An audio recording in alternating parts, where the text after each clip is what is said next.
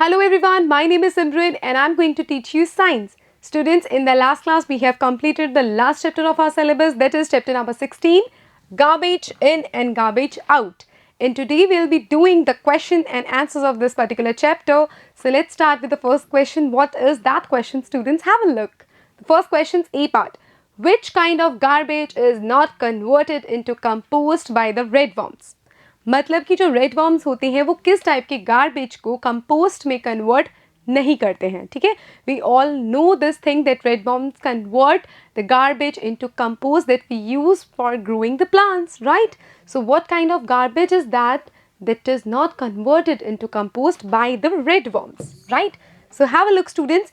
Garbage substances like broken glasses, like जो glass के टुकड़े होते हैं वो, aluminium wrappers, plastic items, polythene bags which are non-biodegradable can't be converted into compost by the redworms. ऐसी चीज़ें जो कि biodegradable नहीं होती हैं, मतलब जो कि नॉन बायोडिग्रेडेबल होती हैं, वो चीज़ें होती हैं जिनको रेडवर्म्स फर्दर कंपोस्ट में कन्वर्ट नहीं कर पाते.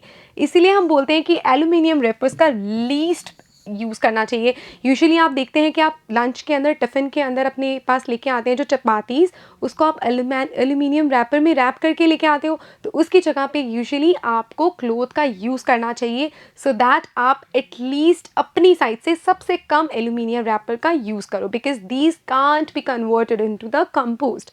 सो स्टूडेंट्स, ये चीज़ें यूज़ बहुत कम करनी चाहिए क्योंकि ये चीज़ें फर्दर कंपोस्ट में कन्वर्ट नहीं हो पाती, बिकॉज ये क्या होती हैं, नॉन बायोडिग्रेडेबल होती हैं, मतलब कि इनको फर्दर स्मॉलर पीसेज में हम कन्वर्ट नहीं कर पाते हैं. ठीक है students, so this is the question number 1. Looking at the next question, the B part. Have you seen any other organism beside redworms in your pit? If yes, try to find out their names, draw pictures of these. So draw pictures of these, you have to do it at your home. So of course students, redworm के अलावा भी ऐसे organisms पाए जाते हैं जो कि हमारे पेट के अंदर होते हैं, जो कि further compost बनाने में हमारी help करते हैं. ठीक है students? So yes, saprophytic organisms such as moles, अलग अलग तरह के moles हमारे पास present होते हैं. For example, white, black, grayish, cottony patches and bacteria which can be seen under the microscope. Microscope के अंदर जो बैक्टीरिया हम देख पाते हैं यूजुअली वो भी कंपोस्ट बनाने में हमारी हेल्प करते हैं. ठीक है, that help in decomposing biodegradable substances. ऐसी चीज़ें जो कि फर्दर स्मॉलर सब्सटेंसेस में डिवाइड हो पाती हैं, कन्वर्ट हो पाती हैं, ऐसी चीज़ों को वो कंपोस्ट बनाने में हमारी हेल्प करती हैं, उसको डिकम्पोज करने में हमारी हेल्प करते हैं. ठीक है स्टूडेंट्स, सो कुछ होते हैं सेप्रोफाइटिक ऑर्गेनिजम्स जो कि रेडवर्म के जैसे ही होते हैं बट उसके अलावा होते हैं. Next question students, second A part. Discuss, is garbage disposal the responsibility only of the government? Is that so?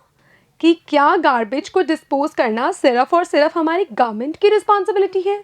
तो स्टूडेंट्स ऐसा बिल्कुल नहीं है, क्योंकि एक एनवायरनमेंट है ना, उसमें अगर गवर्नमेंट है तो उसमें सिटीजन्स भी तो है ना, हम भी तो इसी एनवायरनमेंट में रह रहे हैं. अगर हम हमेशा हमारे राइट्स को लेके स्टैंड लेते हैं that it is a right, we are the citizens of India, than being a citizen of India we have duties also, so we have to fulfill the duties. क्योंकि इन्वायरमेंट भी हमारी है, रह भी हम उसमें रहे हैं, तो हम सिर्फ और सिर्फ गवर्नमेंट को कैसे ये चीज़ का दे सकते हैं रिस्पॉन्सिबिलिटी कि आप ही सब करेंगे, डिस्पोज करेंगे गार्बेज को. ठीक है, हमारी भी इक्वली रिस्पॉन्सिबिलिटी बनती है इस एनवायरमेंट के प्रति. Alright students, have a look. Along with government and local municipality corporations, it is also the duty of every citizen to help in garbage disposal, right? A clean environment is necessary to keep us healthy and also to avoid spread of disease. जितना environment clean रहेगा उतना ही वो pure रहेगा, उसी के कारण कम से कम disease होंगी. और अगर disease कम spread होंगी तो उसका मतलब क्या है कि हम लोग भी कम बीमार पड़ेंगे ना, और अगर हम कम बीमार पड़ेंगे तो ये किसका फ़ायदा है? हमारा फ़ायदा है, हमारी फैमिली का फ़ायदा है, इस सोसाइटी का फ़ायदा है. सो ये रिस्पॉन्सिबिलिटी सिर्फ गवर्नमेंट की नहीं है, we all have to participate in garbage disposal, right? Have a look. We should throw garbage at proper places such as dustbin so that सफाई कर्मचारी can collect the garbage easily. हम जो इधर उधर कचरा फेंकते हैं ना, फॉर एग्जाम्पल अगर हम ट्रेन में जा रहे हैं तो वहाँ पे अगर हम मूंगफली खा रहे हैं तो उसके छिलके वहीं फेंक देंगे. यूजुअली विंटर्स के अंदर क्या करते हैं हम, जो किन्नू आते हैं, ऑरेंज आते हैं, उनको खाते हैं और उसके जो छिलके होते हैं वो इधर उधर फेंक देते हैं, उसकी जो सीड्स होते हैं वो भी इधर उधर फेंक देते हैं, जबकि ऐसा नहीं करना चाहिए. फॉर एग्जाम्पल अगर कुछ लोग होते हैं कोई पानी की बॉटल जो पैक्ड आती है वो लेते हैं, पानी पीते हैं और बॉटल वहीं पे फेंक देते हैं। तो ये सब चीज़ें, कचरा इधर उधर फेंकने से क्या होता है कि वो प्रॉपरली डिस्पोज नहीं हो पाता और वो हमारी इन्वायरमेंट को और भी ज़्यादा पॉल्यूट करता है, ठीक है। तो अगर हम अपना गार्बेज प्रोड्यूस कर रहे हैं तो ये हमारी भी रिस्पॉन्सिबिलिटी है कि हम उसको एक प्रॉपर जगह पे फेंकें, ठीक है, किसी प्रॉपर प्लेस पे उसको रखें ताकि वहाँ से सफाई कर्मचारी उसको कलेक्ट कर सकें, ठीक है, और गार्बेज प्रॉपरली डिस्पोज हो सके, ठीक है students. Looking at the next question, second question's B part, is it possible to reduce the problems relating to disposal of garbage? क्या ये पॉसिबल है कि गार्बेज को डिस्पोज करना जितनी बड़ी प्रॉब्लम है उसको कैसे ना कैसे करके हम रिड्यूस कर सकें, कम कर सकें? Is that possible? So of course students, there are some measures, we should follow that measures to reduce the problems. What kind of measures are that? Have a look students. It is possible to reduce the problems relating to disposal of garbage if we adopt the following means. अगर हम ये चीज़ें करते हैं तो उससे हम इन problems को कम कर सकते हैं. For example students, first, the garbage should be thrown at proper places. It should not be thrown on streets, roads and parks.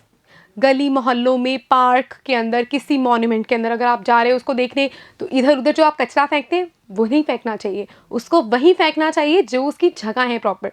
Usually आप देखते हो ना, सरकार ने बहुत अच्छे अच्छे तरीके की, कभी कोई रैबिट जैसे दिखने वाला, कभी कोई क्रोकोडाइल जैसा दिखने वाला, कभी कोई प्रॉपर डॉगी जैसा दिखने वाले अलग अलग शेप के डस्टबिन बना रखे होते हैं, ठीक है, बच्चों को अट्रैक्ट करने के लिए, जो भी सिटीजन्स होते हैं उनको अट्रैक्ट करने के लिए कि येस यूज़ मी. उन पे लिखा भी होता है ना यूज़ मी, कि मुझे यूज़ करो, किस लिए? कचरा फेंकने के लिए, ठीक है. तो आपको इधर उधर रोड्स पे नहीं थ्रो करना चाहिए गार्बेज, बल्कि वहीं पे थ्रो करना चाहिए जो उस चीज़ के लिए स्पेशली बनाए गए हैं, ठीक है. अगर आप ऐसा वो करते हैं तो इस वजह से क्या होगा, वहाँ से वो चीज़ आराम से कलेक्ट करके डिस्पोज कर दी जाएगी. तो आपकी भी ये रिस्पॉन्सिबिलिटी है कि आप जो भी गार्बेज है वो किसी भी गली मोहल्ले में, किसी पार्क के अंदर और किसी भी जगह के अंदर ना फेंक के उसको प्रॉपर डस्टबिन में फेंकें, ठीक है students. Next, the part of the garbage that can be reused should be separated from the one that can't be used. The non-useful components should be disposed of at landfill areas. इसका मतलब क्या है, हमारी garbage के अंदर बहुत सारी चीज़ें होती हैं, तो कुछ एक ऐसी चीज़ें भी होती हैं जो हम दोबारा यूज़ कर सकते हैं, कुछ एक वो चीज़ें भी होती हैं जो हम दोबारा यूज़ नहीं कर सकते, ठीक है. जैसे कि हमारे पास कांच के टुकड़े हैं, उसका हम कुछ यूज़ नहीं कर पाएंगे, मतलब ये वो चीज़ है जो हम यूज़ नहीं कर सकते, मतलब वो नॉन यूज़फुल चीज़ है. तो आपको उसको सेपरेट करके रखना है. वो चीज़ें हम कहाँ पे यूज़ करेंगे, कहाँ पे फेंकेंगे उनको? लैंडफिल एरियाज़ के अंदर, वहाँ जाके ये डिस्पोज होगी, ठीक है. लेकिन आपके गार्बेज पे वो चीज़ें भी होती हैं जो आप दोबारा यूज़ कर सकते हो बच्चों, ठीक है. जैसे कोई आपके पास कोई कंटेनर है जो आप दोबारा उस चीज़ को किसी चीज़ में डालने के लिए यूज़ कर सकते हो. फॉर एग्जांपल आपको कोई वाटर बॉटल मिली है, उसके अंदर आप पानी डाल के रख सकते हो, ठीक है. कुछ भी चीज़ कर सकते हो, ठीक है. बहुत सारी ऐसी चीज़ें होती हैं जो हम रीयूज़ कर सकते हैं. ऑलराइट स्टूडेंट्स, तो आपको सेपरेट करके रखना चाहिए उन दोनों चीज़ों को जो यूज़ की जा सकती हैं और जो बिल्कुल यूज़ नहीं की जा सकती हैं, ठीक है. Next students, follow the rule of 3 hours. आपके पास 3 आवर्स का रूल होता है. 3 आवर्स, इसका मतलब क्या होता है? Are are are. आर का मतलब है रीयूज़, मतलब दोबारा यूज़ करना. देन है रीसाइकिल, मतलब किसी एक चीज़ से दूसरी चीज़ बनाना. और इस आर का मतलब है रिड्यूस, मतलब कम करना चीज़ें. इन 3 आवर्स को यूज़ करके काफ़ी हद तक आप अपने एनवायरनमेंट को प्रोटेक्ट कर सकते हैं गार्बेज डिस्पोजेबल में बहुत बड़ी हेल्प करके. Have a look students. The first is reduce. कैसे आप अपने गार्बेज को कम प्रोड्यूस कर सकते हो, अपनी जो चीज़ें होती हैं उनको लिमिट करके, रिड्यूस करके, ठीक है.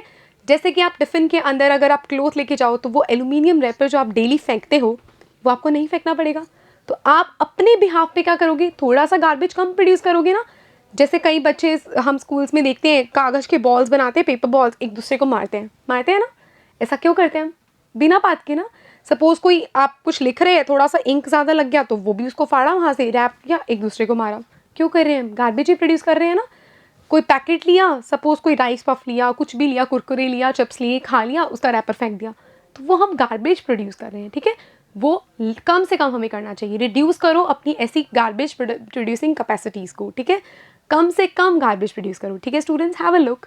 Use the things in minimum amount which is necessary to fulfil your requirement. आपकी ज़रूरतों को पूरा करने के लिए जो चीज़ें बहुत ज़्यादा ज़रूरी हैं, सिर्फ वही चीज़ें आप यूज़ करो, बाकी चीज़ों को आप लिमिट करो, रिड्यूस करो, ठीक है। Next students, recycle. कुछ एक ऐसी चीज़ें होती हैं जो दोबारा से रिसाइकिल की जा सकती हैं, like the things such as plastic, paper, glass and metal separated from the garbage may be recycled to make new things instead of dumping them along with other waste. तो स्टूडेंट्स, रिसाइकिल के अंदर क्या है कि कैसे आप एक चीज़ से नई चीज़ बना सकते हो, ठीक है। जैसे कि आपके पास प्लास्टिक का पेपर है, ग्लास है, कोई भी मेटल है जो आपने गार्बेज से अलग किया है, तो उस चीज़ से आप कोई और चीज़ भी बना सकते हो, उसको अलग तरीके से मोल्ड करके। तो रिसाइकिल एक बहुत इंपॉर्टेंट चीज़ होती है जिस वजह से हम हेल्प करते हैं गार्बेज को कम प्रोड्यूस करने के लिए, ठीक है स्टूडेंट्स। Next is reuse. कैसे आप चीज़ों को दोबारा रीयूज़ कर सकते हैं, ठीक है। It means use of things again and again, कि दोबारा दोबारा एक ही चीज़ को यूज़ कर रहे हैं, ठीक है। For example, plastic bottles of jam, pickle can be use for storing things in the kitchen. हम मार्केट से कोई नया पिकल बॉक्स खरीद के लेके आए हैं, अगर आप उसको डस्टबिन में फेंक दोगे तो क्या होगा, आपको अगर दाल रखने के लिए एक नया कंटेनर चाहिए तो वो खरीद के लेके आओगे। तो इस वजह से क्या हुआ, हमने डबल डबल वेस्ट इकट्ठा किया ना। तो अगर आप वो पिकल का जो कंटेनर था वो डस्टबिन में ना फेंक के उसको वॉश करके ड्राई करके उसके अंदर पल्सेस रख देते, तो उसके कारण क्या होता, आपका वो एक कंटेनर कम डस्टबिन में जाता ना। तो अगर हर घर ऐसा करता तो क्या होता, इतने सारे कंटेनर्स बचते हमारे, इतना सारा प्लास्टिक या ग्लास कम प्रोड्यूस होता, तो हमारा इन्वायरमेंट कितना सही रहता, राइट। तो चीज़ों को हमें रीयूज़ करना चाहिए again and again and again, जितना हम कर सकते हैं। इस वजह से क्या होगा, हमारा इन्वायरमेंट और अच्छा रहेगा, ठीक है students. Next, third question A part, what do you do with the left over food at home. आपके घर पे जब खाना बच आता है तो आप उससे क्या करते हैं, उसको डस्टबिन में फेंक देते हैं, बताओ क्या करते हो। हमारे घर पे जो बचा हुआ खाना होता है, अगर हम उसको कंपोस्ट बनाने में हेल्प करें तो बहुत अच्छा रहता है।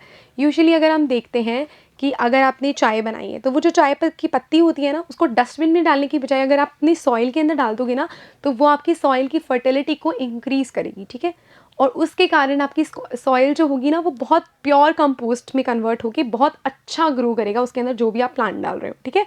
So have a look students, leftover food at home along with other kitchen waste like vegetable peel, paper are dumped into compost pit to convert them into manure. Later on manure is used to grow plants. ठीक है, इसका मतलब क्या है कि जैसे by chance आपकी vegetable peel है, मतलब आपकी सब्जी के छिलके हैं, फ्रूट्स के होते हैं, सीड्स वगैरह या कुछ भी है, उसको डस्टबिन में डालने की बजाय अगर आप कंपोस्ट पिट जो आपने बनाया है ना, जिसमें स्टूडेंट्स आप बायोडिग्रेडेबल सब्सटेंसेस डाल रहे हैं उसको कंपोस्ट बनाने के लिए, अगर आप उसके अंदर वो चीज़ें डालोगे तो वो बहुत जल्दी मैन्योर में कन्वर्ट होगी। वो मैन्योर आप कहाँ यूज़ कर सकते हैं, अपने प्लांट्स को ग्रो करने के लिए यूज़ कर सकते हैं, ठीक है स्टूडेंट्स। तो आगे से जब भी आपके घर के अंदर कोई खाना बचता है तो उसको आपने क्या करना है आपको बहुत अच्छे से पता है, ठीक है। Looking at the next question students, third B part, if you and your friends are given the choice of eating in a plastic plate or a banana leaf, okay, plot out at a party, which one would you prefer and why। अगर आपका और आपके friend, आप लोग एक party में गए हैं और वहाँ पे आपको ऑप्शन मिल रही है कि या तो आप कोई प्लास्टिक प्लेट यूज़ कर सकते हो या फिर कोई आप बनाना लीफ प्लॉटर यूज़ कर सकते हो, तो आप क्या यूज़ करोगे और क्यों, आपको जस्टिफाई भी करना है। So first of all students, हमें पता है कि प्लास्टिक की प्लेट भी हम रीसाइकिल या रीयूज़ कर सकते हैं, राइट, कि हम दोबारा दोबारा उस प्लेट को यूज़ कर सकते हैं। बट अगर हमें एक ऑप्शन मिल रही है कि हम उसकी जगह पे बनाना लीफ प्लॉटर ले सकते हैं तो हम वही लेंगे ना, क्योंकि हमें पता है कि बनाना लीफ क्या होती है, बायोडिग्रेडेबल होती है नेचर के अंदर, उसको बहुत इजीली हम मैन्योर में कन्वर्ट कर सकते हैं जो कि हमारे प्लांट्स को ग्रो करने में भी हमारी हेल्प करेगी। वेरएज जहाँ पे अगर हम बात कर रहे हैं प्लास्टिक प्लेट की, तो चाहे हम उसको रीयूज़ कर पाएँ लेकिन उसका इन्वायरमेंट पे कुछ ना कुछ तो ख़राब अफेक्ट होगा ही ना, ख़राब गैसेस निकलेंगी, हार्मफुल गैसेस निकलेंगी, ठीक है। तो अगर हमें एक चॉइस मिलती है तो ऑफ कोर्स हम बनाना लीफ प्लॉटर ही यूज़ करेंगे और आपको भी वही करना है, ठीक है students. Now we will select banana leaf platter because it can be easily converted into manure by composting. Plastic plate can be recycled, but in this process it gives out harmful gases which pollute the environment. So plastic items can't be converted into manure by composting, so we will use the banana leaf. Alright students, looking at the next question, the question 4's A part, that is collect pieces of different kinds of paper, find out which of these can be recycle. So अलग अलग तरह के आपको papers collect करने हैं और आपको बताना है कि इन सारे पेपर्स में से ऐसे कौन कौन से पेपर्स हैं जो कि रिसाइकिल किए जा सकते हैं, जिनसे दोबारा कुछ बनाया जा सकता है। ठीक है स्टूडेंट्स, सो फॉर एग्जाम्पल आपने जूट का पेपर कोई कलेक्ट किया, या फिर कोई एग्जाम्पल आपने कोई न्यूज़पेपर कलेक्ट किया, कोई नोटबुक का आपने देखा, कोई टेक्स्ट बुक का पेज आपने देखा। ठीक है, अलग अलग आपने पीसेस ऑफ पेपर कलेक्ट किए हैं। ठीक है, मैगजीन्स का हो, कुछ भी हो। ठीक है, इन सबको आप क्या कर सकते हैं स्टूडेंट्स, रिसाइकिल कर सकते हैं। ठीक है, now plastic coated and shiny papers can't be recycled easily.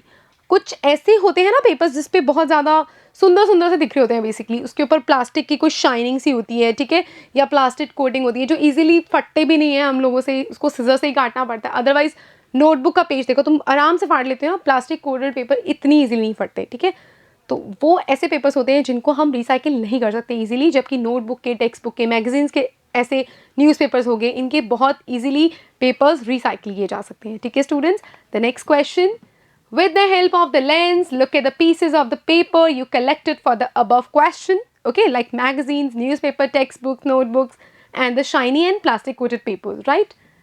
Do you see any difference in the material of recycled paper and a new sheet of paper? आप क्या देखते हैं, एक ऐसा पेपर जो रिसाइकिल्ड है उसमें और एक कोई नया पेपर है उसमें, आपको कोई डिफरेंस दिखता है उनके सरफेस पे?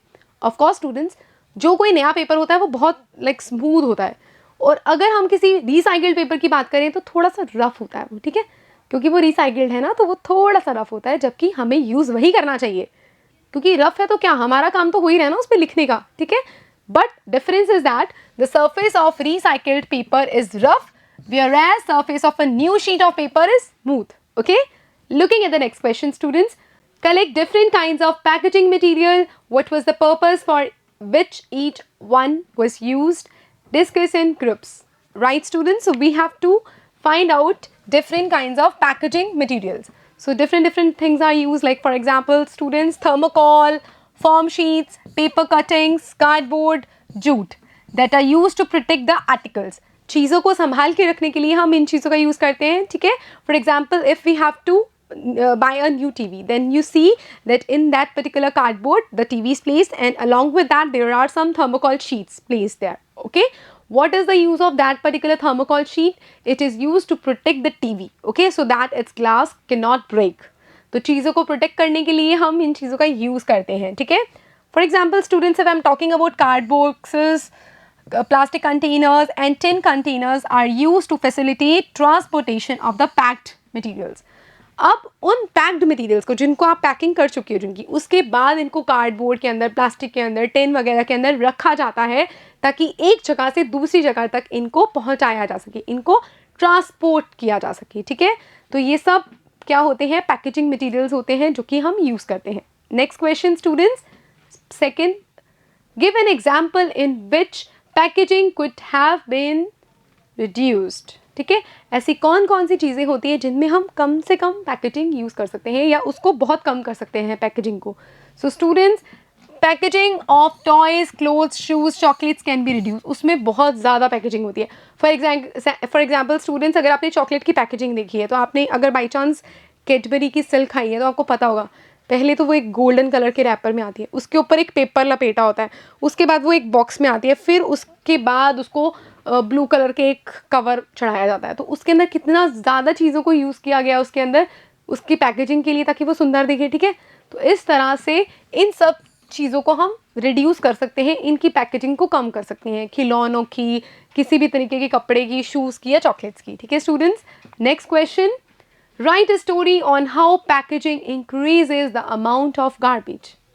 वैसे तो ये चीज़ हमें बहुत क्लियरली पता है कि जितनी ज़्यादा हम पैकेजिंग करते हैं वो उतना ज़्यादा गार्बेज प्रोड्यूस करता है, क्योंकि जब आप कोई पैकेजिंग करते हैं तो आप देखते हैं कि उस पैकेजिंग का आप कुछ यूज़ करते हैं, नथिंग ना।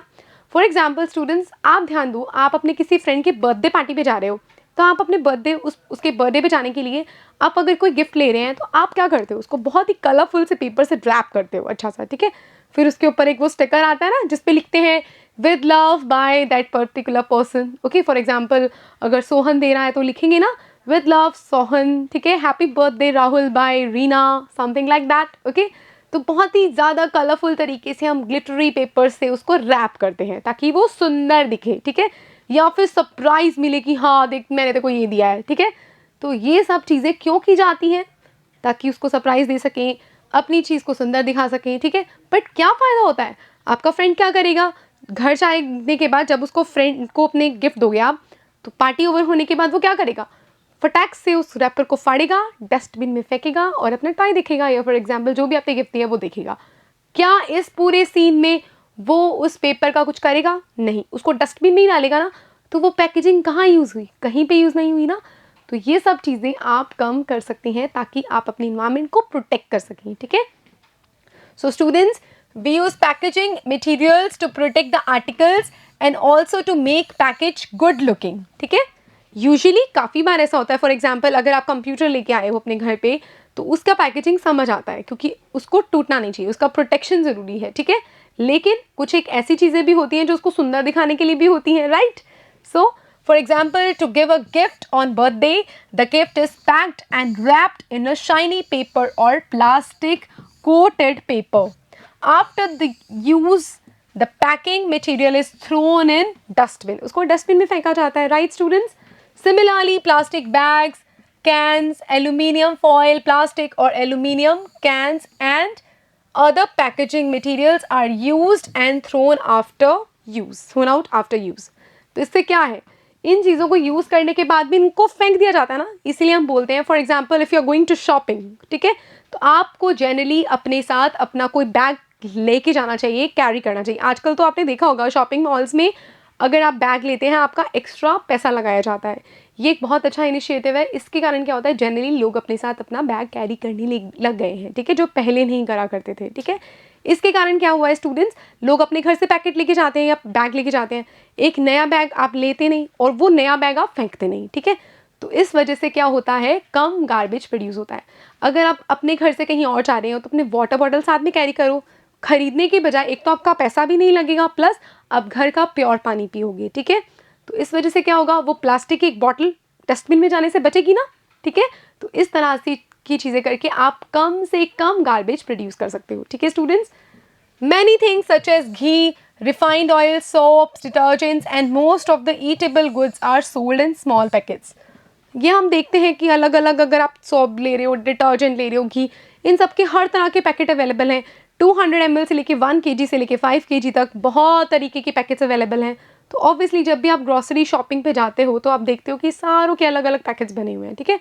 तो इन सब के कारण भी पैकेजिंग बढ़ रही है और गार्बेज ज़्यादा बन रहा है। तो कोशिश कीजिए कि आप ऐसा काम करो कि जिससे कम से कम गार्बेज प्रोड्यूस हो सके। Alright students, so all the above said measures can help in reducing the amount of garbage due to packing.